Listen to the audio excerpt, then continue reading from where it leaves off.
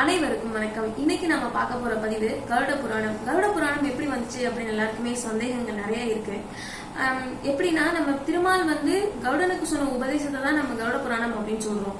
அப்போ ஒருவேளை திருமாலே நம்மள்ட்ட சொன்னாரா இல்ல கருடன் சொன்னாரா அப்படின்னு நிறைய சந்தேகங்கள் நிறைய பேருக்கு இருக்கு. அதுக்கு காரணம் என்னன்னா, நைனி சாரண்யம் அப்படின்னு ஒரு இடம் இருக்கு. அங்க மகரிஷி வேத வியாசர் இருக்கார் இல்லையா, அவருடைய சீடரான சூதமா முனிவர், அவங்களுடைய சீடர்கள் சூதமா முனிவர் கிட்ட கேக்குறாங்க, உலகத்துல எதனால ஜனன மரணங்கள்லாம் ஏற்படுது, சிலர் எதுக்கு சொர்க்கத்துக்கு நரகத்துக்கு போறாங்க, எதுக்கு எல்லாரும் ஆவியா அலையிறாங்க, இந்த மாதிரி நிறைய கேள்விகள் கேட்டாங்க.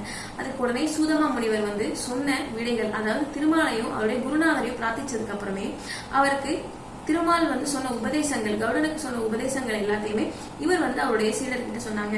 அதனாலதான் நமக்கு கருட புராணம் அப்படின்னு ஒரு புராணம் கிடைச்சிருக்கு. இத பத்தின முழு தகவல்களை கீழே இருக்க டிஸ்கிரிப்ஷனை பார்த்து தெரிஞ்சுக்கோங்க. நன்றி, வணக்கம்.